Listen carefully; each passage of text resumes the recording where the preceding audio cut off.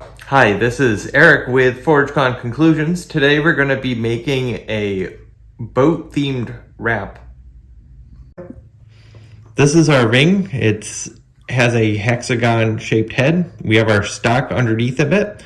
We're going to be engraving on our stock, and then it's going to be cut down so it contours around this ring.